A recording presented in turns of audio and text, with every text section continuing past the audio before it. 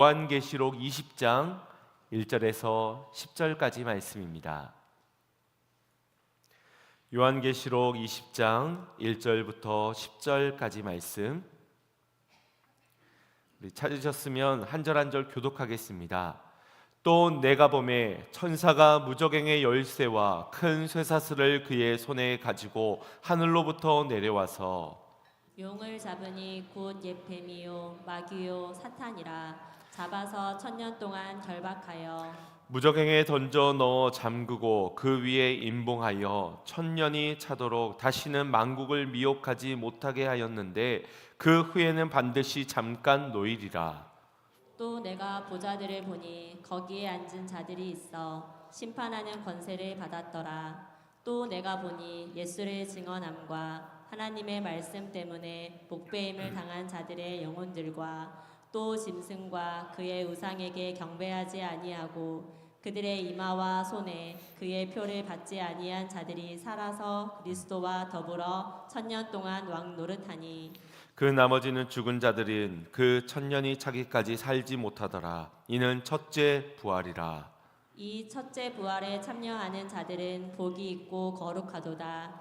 둘째 사망이 그들을 다스리는 권세가 없고 도리어 그들이 하나님과 그리스도의 제사장이 되어 1000년 동안 그리스도와 더불어 왕노릇하리라. 1000년이 참에 사탄이 그 옥에서 놓여 나와서 땅의 사방 백성 곧 곡과 마곡을 미혹하고 모아 싸움을 붙이리니 그 수가 바다의 모래 같으리라.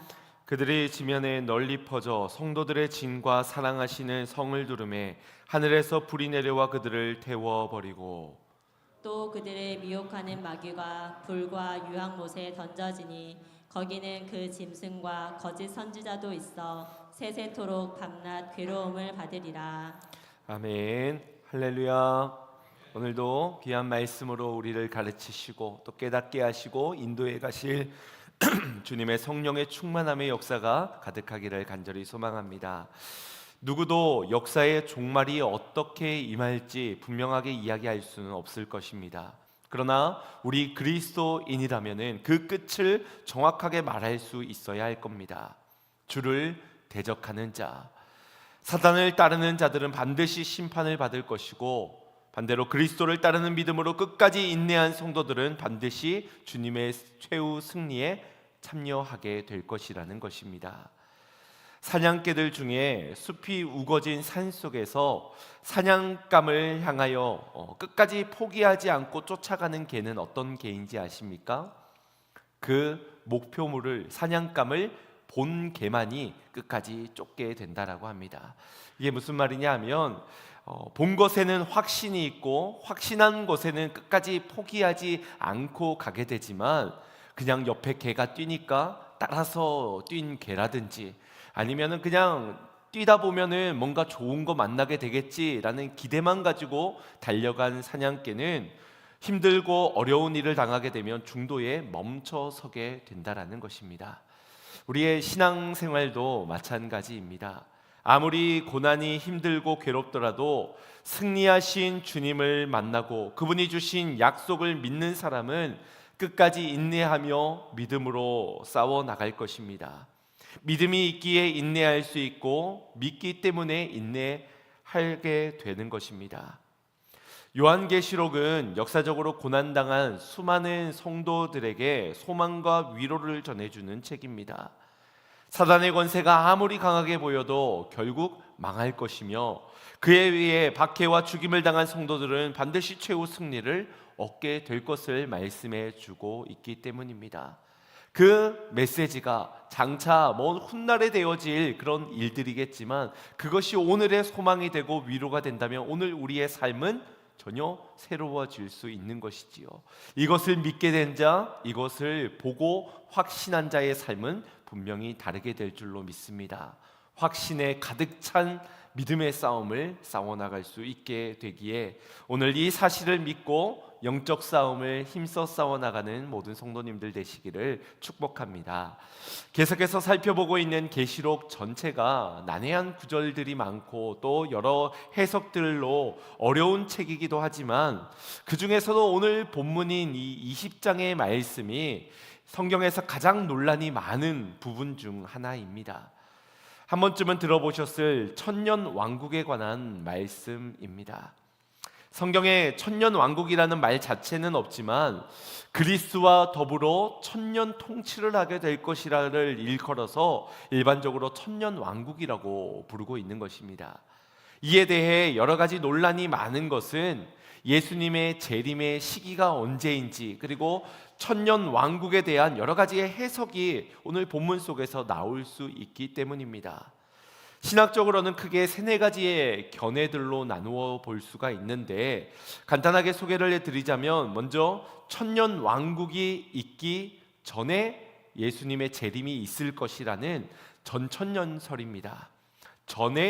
왕국의 전에 예수님의 재림이 있다라고 해서 전천년설이라고 부르는데, 가장 전통적이고 또 가장 많은 학자들이 인정하고 따르고 있는, 한국 기독교가 처음 들어왔을 때에 이 전천년설을 가르쳤고 오늘날에도 많은 전통적인 우리 합동이나 통합이나 고신측과 같은 이런 전통적인 교단에서 대부분이 이 전천년설을 지지하고 있습니다. 예수님의 초림이 있었고 처음 이 땅에 오셔서 공생애를 보내시고 십자가의 죽으심과 부활과 승천을 통하여서 이제 이 땅에는 교회의 시대가 펼쳐지게 되었습니다. 이런 교회의 시대 가운데서 이제 대환란의 시기가 오게 될 것이고, 그때에 이제 예수님께서 재림하게 되실 것인데, 그때면은 이제 부활 속에서 첫째 부활 속에서 천년 왕국이 우리 이 땅 가운데 허락되어질 것이다. 죽은 자가 부활할 것이고 또 믿는 자는 휴거하여서 천년 왕국이 시작이 되게 될 것인데, 이 천년의 기간을 보내고 나면 잠시 이제 무저갱에 빠졌던 사단이 다시금 풀어지게 되어 마지막 아마겟돈 전쟁이 일어나게 될 것이고, 또 그 전쟁이 지나면 이제 새 하늘과 새 땅으로 이루어지게 될 것이다 라는 것을 믿는 것이 이 전천년설입니다. 구체적으로는 이것이 역사적 전천년설이라고 하고, 이 전천년 속에서는 또 세대주의적 전천년설이 있는데, 이걸 다 말씀드리기엔 시간이 조금 부족하겠지만 간단하게만 언급을 드리면 똑같습니다. 앞쪽에는 예수님의 초림과 죽으심과 부활하심, 그리고 승천하심이 있고 교회의 시대가 펼쳐지게 되는데, 이 대환란이 오기 전 먼저 예수님의 재림이 있게 됩니다. 그래서 예수님이 이 땅에 오시게 되는데, 이 땅에 오시는 것이 아니라 공중 재림으로 오십니다. 그리고 이 땅에 믿는 성도들이 휴거하여 들림을 받아서 이 공중에서 만나서 예수님과 혼인잔치를 벌이게 됩니다. 그러면 이 땅에서는 7년 대환란이 일어나는 것이고요. 그러니 교회는, 성도는 이 대환란을 겪지 아니하고 이 혼인잔치를 벌이고 7년 대환날이 끝나면 이제 거기에서 땅으로 주님과 같이 다시 재림을, 두 번 재림을 하게 된다라는 겁니다. 그러면서 이제 천년 왕국의 통치가 시작된다라는 그런 견해인데, 복음서에나 서신서에 기록되어지지 않은 내용들을 지금 이 세대주의적 전천년설에서는 언급을 하고, 또 다양한 해석들도 담겨져 있는 만큼 주로 이단들이 이러한 주장들을 많이 하곤 합니다. 다음 견해는 천년 왕국 전에가 전천년설이었고 예수님의 재림이 후에 있다고 하여서 후천년설에 대한 견해입니다. 그리스도인들이 복음을 통해서 먼저 천년 왕국을 건설하여 살다가 이제 주님의 재림 가운데서 이제 마지막 새 하늘과 새 땅이 이제 펼쳐지게 된다는 견해인데, 주로 이러한 견해는 지금의 삶이 너무 풍족하고 살만해서 더 좋아질 것이라는 낙관적인 평가 속에서 이 힘을 얻게 되는 견해입니다. 실제로 18세기, 19세기가 들어서면서 미국을 중심으로 하여 이 기독교가 왕성하게 전파가 되었고 세계 선교가 시작되게 됩니다. 그러면서 많은 나라들에서 이 복음을 받아들이면서 기독교 국가가 되기도 하고 믿는 자의 수가 더해지면서 지금이 바로 천년 왕국의 시간이다, 그리고 이제 재림주만 오시면 된다라고 기다리는 이들이 많았습니다. 그럼 지금의 현재의 삶이 어려워지면 어떻게 될까요? 다시 전천년설로 가게 되는 거죠. 그래서 전쟁이나 기근, 또 온역, 여러 가지 어려움들이 첩첩히 쌓여져 가면서 이 후천년설을 믿었던 사람들도 많이 전천년설로 돌아서기도 하였습니다. 큰 자연재해나 전쟁을 치르고 나면은 이렇게 바뀌어지면서 오늘날에는 이 후천년설을 주장하는 이들이 거의 없습니다. 그리고 이제 마지막 견해는 천년 왕국이 미래에 있는 것이 아니라 재림 이후에나 아니면 이 천년 왕국이 언젠가 점점점 오면서 재림이 아니라 지금 우리가 살아가고 있는 이 시간이 바로 천년 왕국이다라고 하는 이 무천년설이 있습니다. 무천년이라고 해서 없을 뭔가 천년 왕국이 없다라고 이해를 하기 쉬운데, 이것은 천년의 시간을 의미하는 것이 아니라, 문자적으로 해석할 것이 아니라 상징적으로 본다, 그 기간을 본다라고 해서 무천년설입니다. 그래서 이 견해는 예수님의 초림부터 그리고 오실 재림의 때까지 교회의 시대, 이 모든 시대가 바로 천년 왕국으로 보는 것입니다.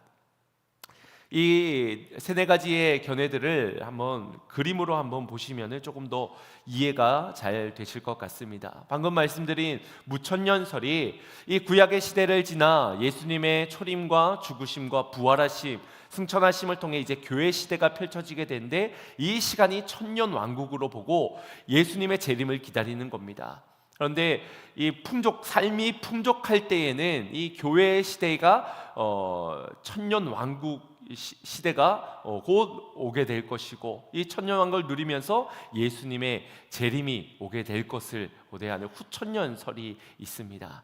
그리고 전천년설은 이제 구약 시대에서 주님의 죽으심과 부활하심을 통해 교회 시대가 허락됐고 대환란이 있는 가운데 예수님의 재림이 있을 것이고, 그리고 천년 왕국, 그리스도와 더불어 왕노릇하게 될 그 왕국이 시작되게 될 것이다. 그 이후에 이제 백보자 심판, 이 흰 보좌의 심판이 있게 되고 새 하늘과 새 땅이 이루어지게 된다라는 전천년설이 있습니다. 지금 대부분의 신학자들이나 전통 기독교들에서는 이 전천년설이나 무천년설에 대한 두 가지의 견해를 따르고 있습니다. 그래서 이 전천년설이 맞다, 무천년설이 맞다, 네가 맞다, 내가 맞다 싸울 필요가 없는 것은 두 해석 다 성경적으로 충분히 일리가 있고 신앙적으로 유익한 부분들이 있기 때문입니다. 다만 두 견해가 무엇을 더 강조를 하고 있는지를 우리가 알 필요가 있고 이해하고, 그래서 우리가 성경에서 밝히고 있는 것은 제한적이기 때문에 우리가 이것을 본질이라면 분명히 밝혀주셨겠지요. 이것이다, 저것이다. 그러나 비본질적인 부분이기 때문에 우리가 보다 나의 신앙에 있어서, 우리의 신앙에 있어서 보다 실천적인 부분에서 더 유익한 것을 붙들고 따르면 될 것이라고 여겨집니다. 전천년설은 지금이 너무 힘들고 어렵지만 그래도 주님이 오실 것이고, 그리고 천년 왕국이 시작될 것이기에 그 미래의 소망을 두고 오늘을 견뎌가자라는 그런 강조점이 있다면, 이 무천년설도 주님이 오실 재림의 날을 기다리긴 하지만 먼 훗날보다 지금 우리에게 허락되어진 교회의 시대, 왕노릇할 수 있는 천년 왕국이 시작되었으니 현재에 조금 더 초점을 맞추고 잘 살아가야 된다라고 강조를 하고 있다라고 이해를 하시면 되겠습니다. 개인적으로는 이 전천년설에 대하여서 오랜 시간 동안 배워왔고 또 거부감 없이 받아들여지고 있지만, 현재는 무천년설에 대한 견해에 상당한 무게를 두고 있습니다. 개혁주의적 신앙 가운데서 많은 교회들 목사님들이 또 이 무천년설에 대하여서 무게를 두고 이야기들을 하고 있는데, 중요한 건 이 두 가지 견해들 모두가 반드시 주님의 재림의 때가 있다라는 것, 우리가 그날을 간절히 기다리는 가운데 오늘을 두려워하지 않고 믿음으로 싸우며 인내하며 살아가야 한다라는 말입니다. 우리가 요한계시록을 보면서 계속해서 강조해 왔던 부분이지요. 영적 싸움을 계속해서 주님 오실 그날까지, 승리의 그날까지 계속해서 싸워 나가야 한다는 것, 이것을 기초로 하고 더 맞다고 생각되어지는 어느 견해를 따르든 상관이 없습니다.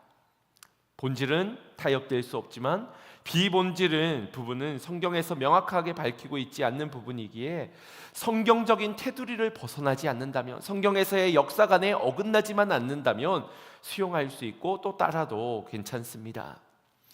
그런 여러분들의 이해와 또 앞으로의 선택을 돕기 위해서 이 무천년설과 전천년설에 대해서만 조금 더 설명을 해드리겠습니다.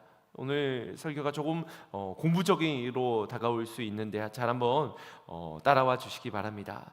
전천년설을 따르는 이들, 예수님의 재림 이후에 천년왕국이 있을 것이다 라고 주장하는 이들의 근거는 요한계시록에서 이 문맥상으로서 해석을 하는 겁니다. 그래서 앞서 요한계시록 17장과 18장 말씀에서 이 바벨론의 멸망과 음녀의 출현이 있었고, 그리고 19장에서 어린 양의 혼인잔치와 백마 타고 재림하시는 예수님이 등장했기에 그 다음에 20장에서의 천년 왕국이 소개되어지고 있다면 이것이 순서가 아니겠는가 하여서 문맥상 순서로 예수님의 재림 이후에 천년 왕국이 있을 것이다, 전천년설을 말하고 있는 것입니다. 17장 18절의 교회의 대환란과 19장의 예수님의 재림과 20장에서의 이 천년 왕국과 최후 심판, 그리고선 21장에서 새 하늘과 새 땅에 대해서 순서성으로 보는 것입니다. 하지만 요한계시록이 기록된 순서가 우리가 생각하는 대로 시간의 흐름을 따라 과거, 현재, 미래로 기록된 것이 아닙니다. 요한이 보았던 여러 이적의 환상들도 시간의 순서대로 지금 봤다가 또 다음에 또 나왔다가가 아니라 하늘에 여러 장면들이 펼쳐지는데 요한이 바라보는 그 시선에 따라서 기록이 되어지는 것입니다. 그러니 단순히 문자적으로 문맥적으로 보아 시간의 흐름을 따라서 해석하는 것에는 무리가 있어 보입니다. 또 이 전천년설의 주장 가운데서는 무천년설에 대한 반박으로는 사단의 이 사역, 사단의 활동에 대한 부분을 언급합니다. 본문 1절부터 3절까지의 말씀 한번 합독해 보겠습니다.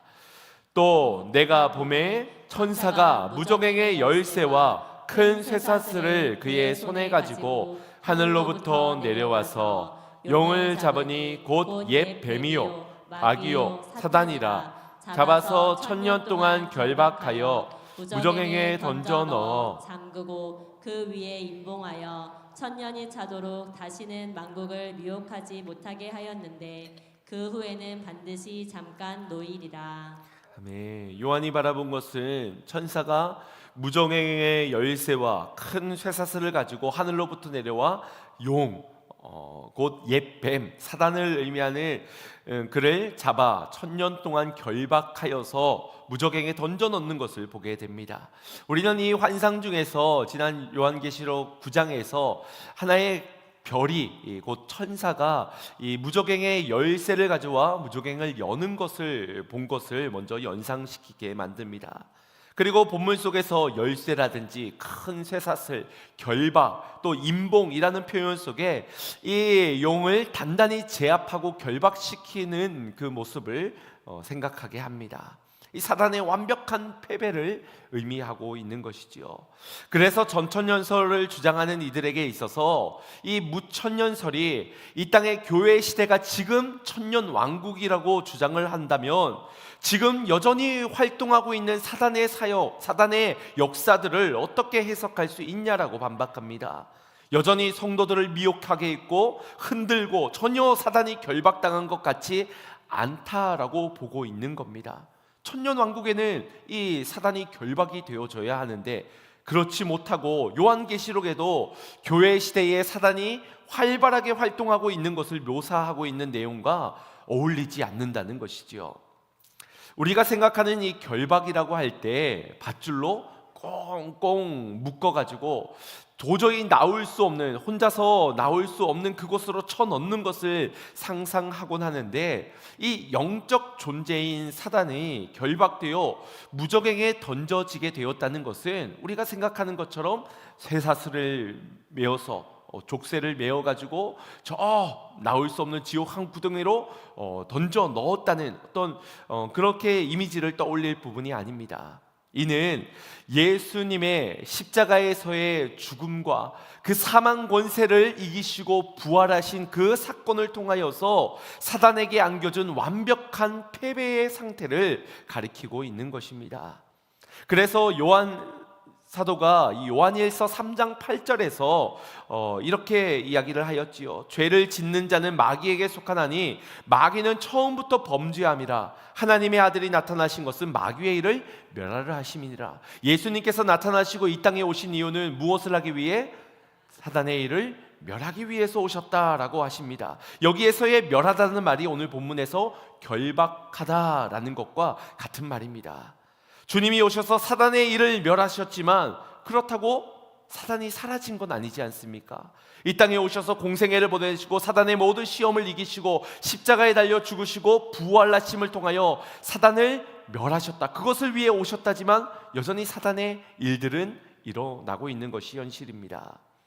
또 예수님께서 공생의 사역을 감당하시면서 많은 병자들을 치유하셨고 또 많은 귀신 들린 자에게서 귀신을 내쫓았는데, 이러한 사역을 지켜보던 바리새인들이 예수님을 모함하기를 예수님인 귀신이 들린 것이다, 바알세불이라는 귀신 중에 대장 귀신이 들어가서 쫄병 귀신들이 그래서 두려워서 도망가는 것이다 라고 모함을 하였습니다.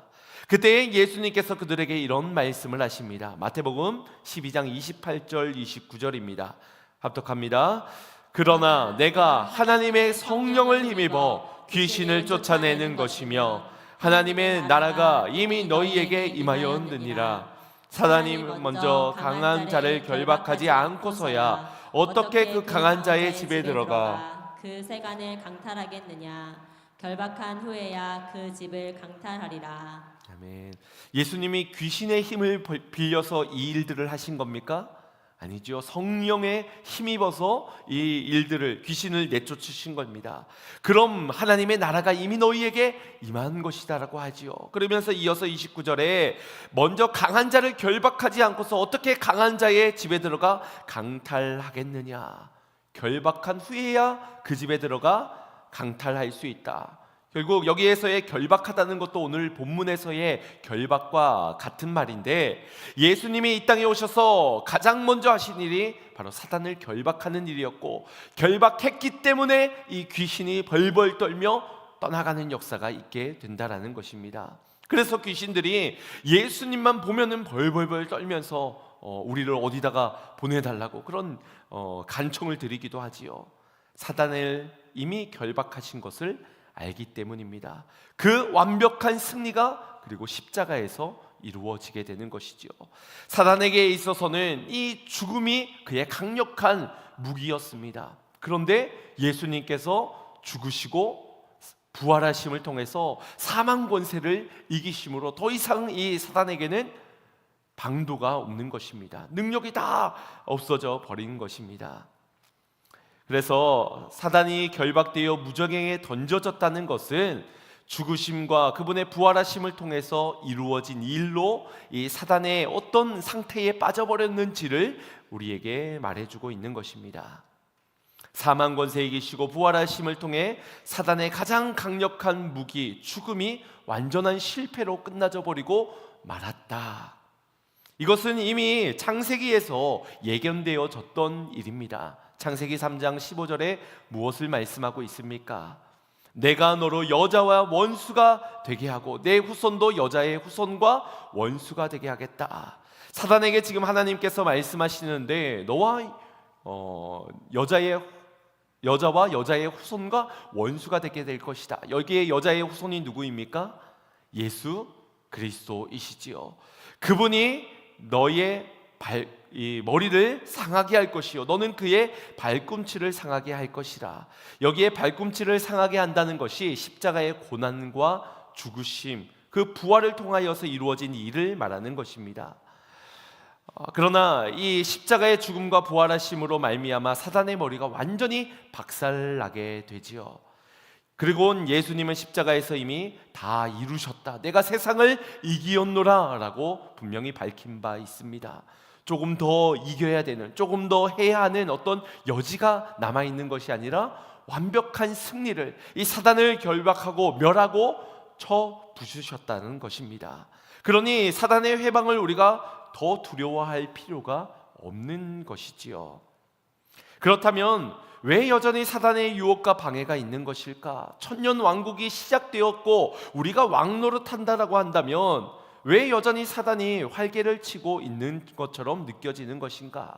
우리가 이 결박이라는 것에, 무적행에 던져졌다는 것에서 사단은 아예 머리털도 볼지 못하고 사단은 아무것도 하지 못한다라는 것으로 받아들이기를 원하기 때문입니다. 하지만 이것은 사단이 아무것도 하지 못한다라는 의미가 아니라 예수님께서 십자가의 죽음과 부활을 통하여 사망 권세를 멸하셨기에 사단이 일을 하기는 하지만 그의 뜻대로 하나님의 택한 백성들을 죽음으로 이끌지는 못한다. 그의 뜻대로 되어지지는 않을 것이라는 것을 말해주고 있는 겁니다. 그래서 사도 바울이 로마서 8장 35절에 이렇게 말씀을 하였지요. 합독합니다. 누가 우리를 그리스도의 사랑에서 끊으리요? 환난이나 곤고나 박해나 기근이나 적신이나 위험이나 가리랴. 아멘. 사단이 우리에게 아무런 공격을 못한다는 것이 아니라 이와 같은 여러 가지의 공격들로 우리를 힘들게 하고 넘어뜨리려 하나 그의 계획은 뜻대로 되어지지 않을 것이라는 겁니다. 왜? 예수님의 십자가 사랑을 통하여서 주님과 연결되어진 그 사랑은 그 어떤 것으로도 더 이상 끊어질 수 없는 상태가 되었기 때문입니다. 그래서 이어진 8장 36절 37절에 이렇게 말씀합니다. 합독해 봅니다. 기록된 바 우리가 종일 주를 위하여 죽임을 당하게 되며 도살당할 양같이 여김을 받았나이다 함과 같으니라. 그러나 이 모든 일에 우리를 사랑하시는 이로 말미암아 우리가 넉넉히 이기느니라. 아멘. 아무리 애를 써도 아무리 공격을 해도 승리의 결과는 바뀌어지지 않을 것이다. 내가 세상을 이기었노라. 이미 그 사단의 일을 멸하였고 입이 결박된 그 사단, 머리가 깨어진 그 사단은 예수님의 죽으심과 부활을 통하여서 이미 완벽한 승리가 이루어지게 된 것이기 때문입니다. 그로 인해 이것을 믿는 자들이 넉넉히 이기게 되는 것이지요. 그리고 이렇게 넉넉히 이기며 살아가는 우리의 이 땅에서의 지금에서의 삶이 바로 천년 왕국에서 왕노릇하는 삶이다 라고 말할 수 있다라는 것입니다. 보다 구체적으로 4절에서 천년 왕국에 대하여서 이렇게 소개를 합니다. 합독해 보겠습니다. 또 내가 보좌들을 보니 거기에 앉은 자들이 있어 심판하는 권세를 받았더라. 또 내가 보니 예루살렘 증언함과 하나님의 말씀 때문에 목배임을 당한 자들의 영혼들과 또 짐승과 그의 우상에게 경배하지 아니하고 그들의 이마와 손에 그의 표를 받지 아니한 자들이 살아서 그리스도와 더불어 천년 동안 왕노릇하니. 아멘. 요한이 보좌에 앉아 심판하는 권세를 가진 자들을 보게 됩니다. 그들은 예수님을 증언하는 일과 하나님의 말씀 때문에 목배임을 받은 자들, 곧 순교당한 자들입니다. 또한 짐승과 우상에게 경배하기를 거부하며 이마에 그리고 손에 이 표를 받지 아니한 자들입니다. 이들은 특정 몇 명의 순교자들만을 가리키는 것이 아니라 믿음을 지킨 모든 성도들을 가리킵니다. 그들이 부활하여 그리스도와 더불어 천년 동안 왕노릇하게 될 것이라고 말씀하고 있는데, 전전년설을 지지하는 이들에게 이 왕노릇하게 될 순간만을 손꼽아 기다리고 있습니다. 반면에 무천년설 입장에서 보자면 그럼 지금이 왕노릇해야 하는 시기인데 왕노릇하는 게 고작 이 정도냐라고, 지금이 왕노릇, 우리가 기대하는 왕노릇은 아니다라고 생각을 하는 것입니다. 어쩌면 이런 왕노릇에 대한 꿈을 가지고 소망을 가지고 살아가는 이들에게 있어 왕노릇이란 이 땅에서의 왕처럼 누군가의 위에 군림하여 명령만 하면 다 시중을 들고 천하를 호령할 권세를 가지고 이 땅을 살아가는 그날을 고대하고 있는지 모릅니다. 그런데 우리가 이미 잘 아는 말씀 중에 우리가 이미 왕같은 제사장이라고 말씀하신 바가 있지요. 베드로전서 2장 9절 말씀입니다. 합독합니다. 그러나 너희는 택한 족속이요 왕같은 제사장들이요 거룩한 나라요 그의 소유된 백성이니 이는 너희를 어두운 데서 불러내어 그의 기이한 빛에 드러나게 하신 이의 아름다운 덕을 선포하게 하려 하심이라. 아멘. 우리로 하여금 왕 같은 제사장들이 앞으로 되어질 겁니까? 아니면 이미 선언되어진 것입니까? 이미 선언되어진 것이죠. 어두운 가운데 살던 우리가 이제 빛 가운데로 들어가게 된 것입니다. 이제 우리는 왕 같은 제사장입니다. 그래서 여기에 왕과 천년 왕국에서 누릴 그 왕 노릇이 다르다고 생각을 한다면, 지금 나를 왕 같은 제사장이라고 주님은 명하여 주셨는데 지금 내가 누릴 수 있는 왕으로서의 삶과 나중에 천년 왕국에서 누릴 왕 노릇하는 삶은 다를 것이라고 생각한다면, 어쩌면 우리는 이 왕 노릇을 너무 세속적인 것에 맞춰진 이미지로 나도 빨리 왕 노릇할 수 있는 그때가 왔으면 좋겠다를 기대하고 있는 자세가 아닐까라고 생각이 되어집니다. 하나님께서는 너희가 그리스도를 믿고 그리스도와 연합함을 통하여서 이미 왕같은 제사장이 되었으니 그 특권을 가지고 더 이상 어둠에 서는 것이 아니라 빛 가운데 서게 된 그 하나님의 이름을, 주님의 아름다움을 이 땅에 선포하며 살라라고 하십니다. 그리스도와 더불어 왕 노릇하는 것은 단순히 이 땅에서 호령하고 부귀영화를 누리며 종을 부리면서 탱자탱자 놀고 먹고 쉬고 자고 그런 것만 해도 되는 그런 삶을 말하는 것이 아니라, 승리하신 그 그리스도와 주님과의 연합을 통하여서 주님의 아름다움 속에 그 아름다움을 선포하며 살아가는 것이라고 보는 견해가 바로 이 무천년설이라는 겁니다.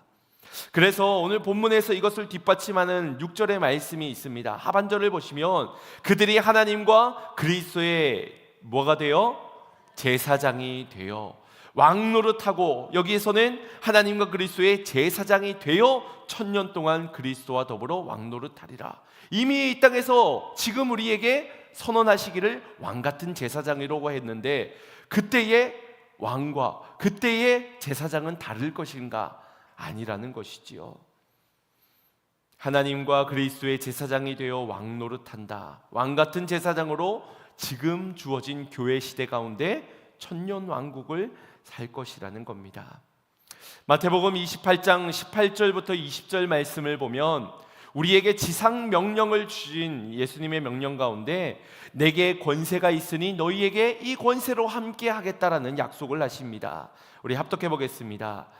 예수께서 나와 말씀하여 이르시되 하늘과 땅의 모든 권세를 내게 주셨으니 그러므로 너희는 가서 모든 민족을 제자로 삼아 아버지와 아들과 성령의 이름으로 세례를 베풀고 내가 너희에게 분부한 모든 것을 가르쳐 지키게 하라. 볼지어다 내가 세상 끝날까지 너희와 항상 함께 있으리라 하시니라. 아멘. 우리와 함께 하심을 통해서 우리가 이 모든 일들을, 사역들을 감당할 수 있다고 하는데, 어떤 권세로 우리와 함께 하시겠다 하십니까? 하늘과 땅의 권세로 우리와 함께 하신다.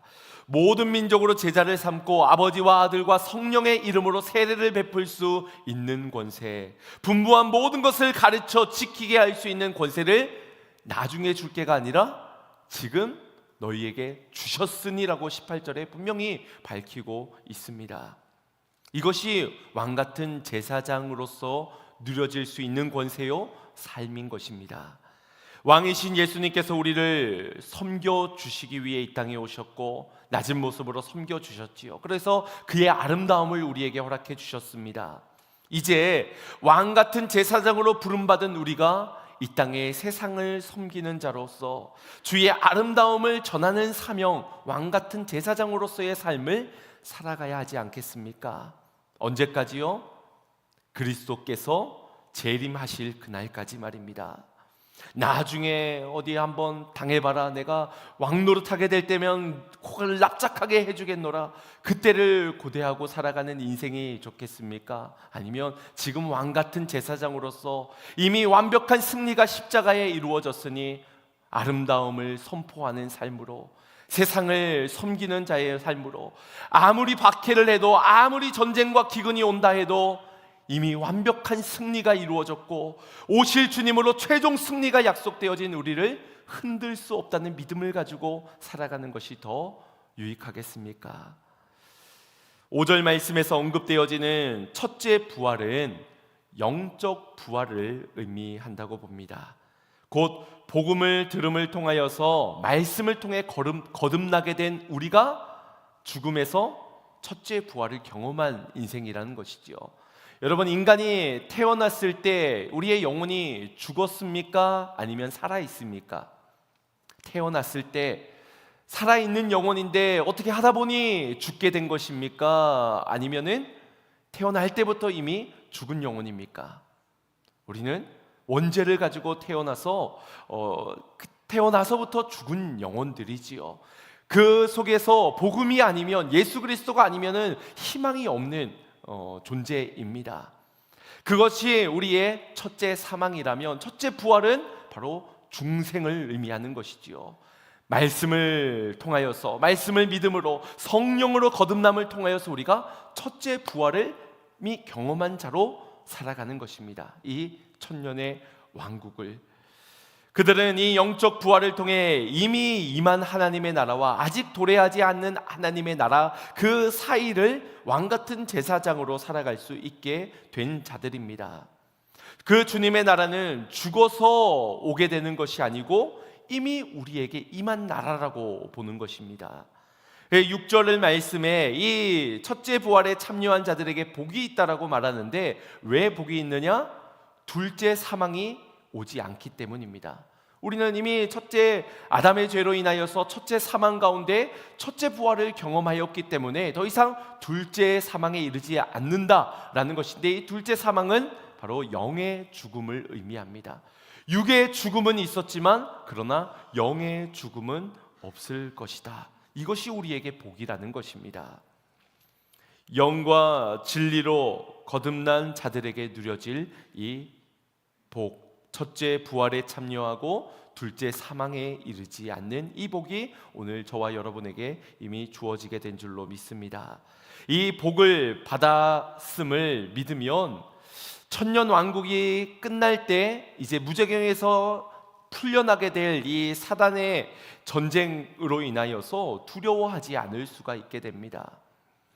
이 둘째 사망이 없기 때문인데, 8절 말씀을 보면 분명 사단이 성도들과 전쟁을 치르기 위해 만국에서 모여든 곡과 마곡은 에스겔 38장과 39장에서 기원되었던 그런 말인데, 곡은 왕의 이름이고 마곡은 그 왕들이 다스린 나라입니다. 요한은 이 곡과 마곡을 만국에 대한 상징으로 사용을 하면서 이 만국에서 왕들을 불러 모아서 마지막 전쟁을 치르게 될 것인데, 9절 말씀을 보면 하나님께서 불러 먼저 이 만국을 심판하실 것이고, 10절에서 이 만국을 미혹한 마귀를 불과 유황의 못으로 던져서 벌을 내리신다 하십니다. 그런데 우리의 소망이 단순히 천년 왕국에 있으면 우리는 이 마지막 최후 심판을 경험해야 하는 것입니다. 부적행에서 풀려나서 이 혼란한 이 마지막 곡과 마곡에서의 이 전쟁과 불로 심판되는 이것들을 경험해야 하는 것입니다. 그런데 물론 그 경험하는 것을 피할 수는 없겠지만, 그거는 뭐 전천연설이나 무천연설이나 모두에게는 같은 부분이지만, 그것이 이 천년 왕국이 과연 우리의 진정한 소망이 될 수 있겠는가 하는 것입니다. 마지막 최후 심판이 있는데 말입니다. 현재를 사는 우리에게 있어서 오늘의 본문의 메시지가 중요하게 다가오기 위해선, 위로가 되고 소망이 되고 위해서는 이 미래적 사건이 그때 되어서가 아니라 오늘 나의 현재의 삶의 태도를 결정할 수 있어야 이 말씀을 우리에게 주신 이유가 되지 않겠습니까? 구약에서의 이 예언서는 다니엘서라고 보통 이야기를 하고, 혹은 에스겔서라고 이야기를 하기도 합니다. 이 다니엘서에 보면은 이 임봉되어진 것을 이걸 떼지 말라라고 이야기를 하는데, 신약에 넘어와서의 예언서인 이 요한계시록에서는 이 인이 어떻게 됩니까? 풀려지게 되지요. 그것이 무엇을 이야기하는 거겠습니까? 그때에는 어찌하나 지금은 교회의 시대에 이미 하나님께 허락되어진 천년 왕국을 의미하고 있는 것이 아닌가라고 보는 것입니다. 그러니 이 미래적 사건이 현재 나의 태도에 따라 결정이 되어지고, 그리고 이 미래적 사건을 우리가 믿고 안다면 오늘의 현재의 태도가 달라져야 한다라는 것입니다. 오늘을 더 강조하고 싶은 것이지요. 주님께서 이런 약속을 주십니다. 우리 본문 이후에 12절 말씀인데 합독해 보겠습니다. 또 내가 보니 죽은 자들이 큰 자나 작은 자나 그 보좌 앞에 서 있는데 책들이 펴 있고 또 다른 책이 펴졌으니 곧 생명책이라. 죽은 자들이 자기 행위를 따라 책들에 기록된 대로 심판을 받으니. 네, 생명책에 기록된 대로 심판을 받게 될 것인데, 이 생명책에 어떻게 하면 기록이 되어진다고요? 자기 행위를 따라 기록이 된다라고 말씀하고 있습니다. 이 땅에서 어떤 행위를 가지고 살아가느냐, 하나님의 마지막 그 때에 대한 말씀을 받은 우리가 그 목표를, 그 때에 반드시 이루어지게 될 그 최후 심판과 최후 승리를 바라보면서 오늘을 믿음을 지키며 순교하기까지 내 목숨도 아낌없이 내어드리며 주님 앞에 힘써 달려나가는 주님의 백성들을 그 행위를 따라 기록해 주신다는 것입니다. 청년 왕국이 오면 안 아프겠고 고통이 사라지겠고 문제없이 그저 왕노릇할 그 순간을 기다리고 있겠지만, 여러분, 그런 삶은 저 천국에서 영원토록 우리가 누릴 삶이 아니겠습니까? 천년 왕국은 모형인 것이지요. 그러니 우리의 진정한 소망은 천년 왕국에서의 왕노릇이 아니라 영원한 저 천국에서 주님을 찬양하며 누리질 그 날의 삶의 복인 줄로 믿습니다.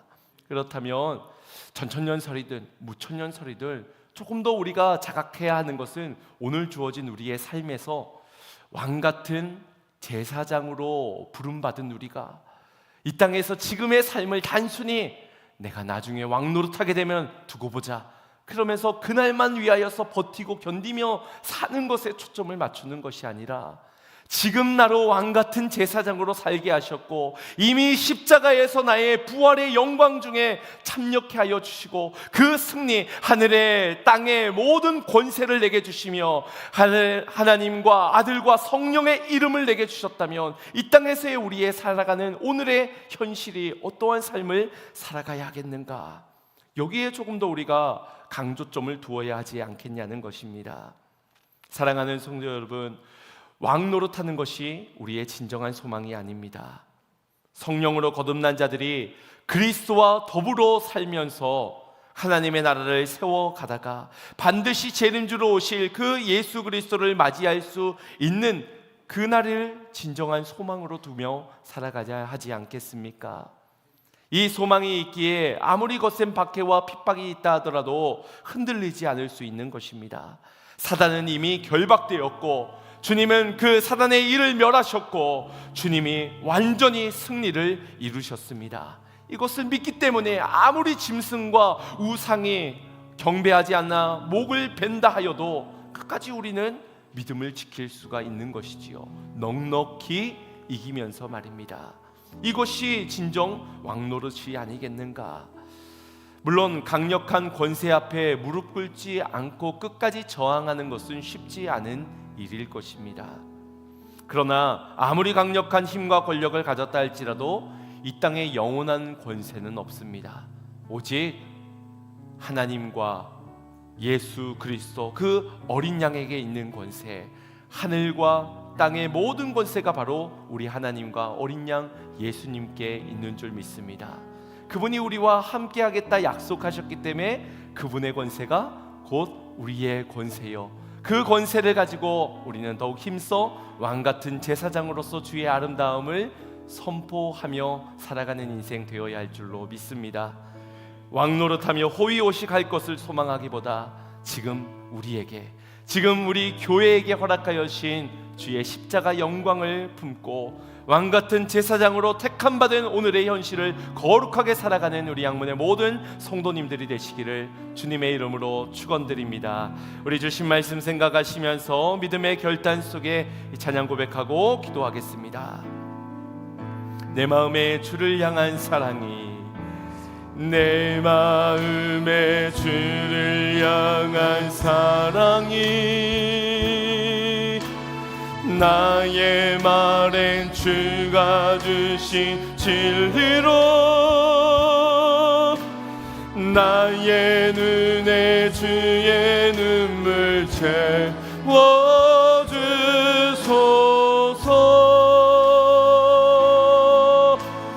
내 입술에 찬양의 향기가, 내 입술에 찬양의 향기가, 두 손에는 주를 닮은 섬김이, 나의 삶의 주의 은정 남게 하소서.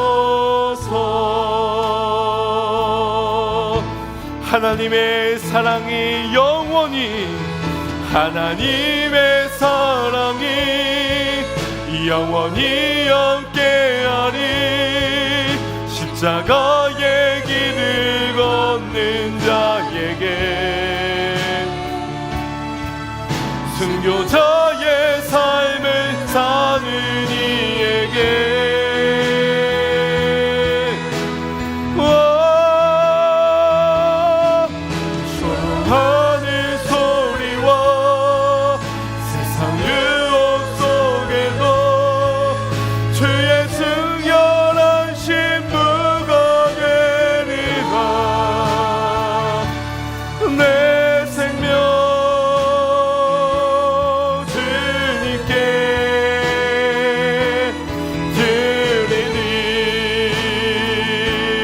하나님의 사랑이 영원히 함께하리. 하나님의 사랑이 영원히 함께하리.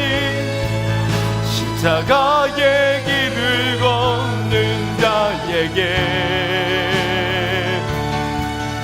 순교자의 삶을 사는 이에게,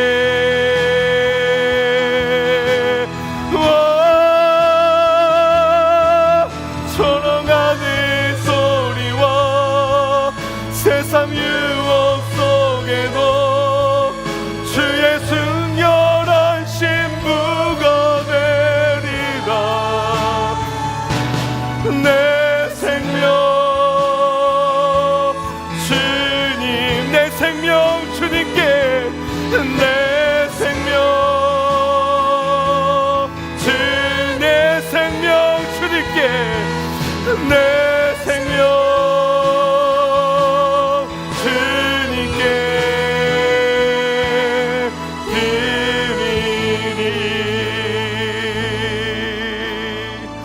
아멘.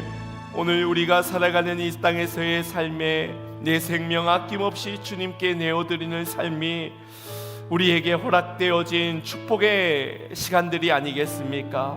이 목숨 어떻게든 견뎌보고자, 잘 살아보고자, 이익의 것으로 누려보고자 그 왕노릇을 추구하는 인생은 우리에게 아무런 의미가 없을 것입니다. 순교 당할지라도, 박해와 핍박과 곤고 속에서 살아간다 할지라도 하늘의 땅의 모든 권세를 주셨으니 주님이 주신 그 권세를 가지고 하나님과 아들과 성령의 이름을 가지고 하나님의 아름다운 나라를 세워가고 그 아름다움을 선포하는 것이 우리가 추구해야 하는 오늘에서의 초점이 아니겠습니까? 이미 허락되어진 왕노릇이든 아니면 재림 이후의 왕국 속에서 살아가 누리게 될 왕노릇이든, 주여 그 어떤 견해든 간에 오늘 주어진 삶에서 아버지 하나님이 불러주신 부름을 따라 왕같은 제사장으로서의 삶을 살게 하여 주시고, 이미 완벽하게 승리를 이루신 주의 십자가만을 붙잡고 십자가를 지고 주님을 쫓는 자의 삶을 포기하지 않는 우리의 인생이 되게 하여 주시옵소서. 우리 함께 주여 한번 부르짖고 합시다. 기도하겠습니다. 주여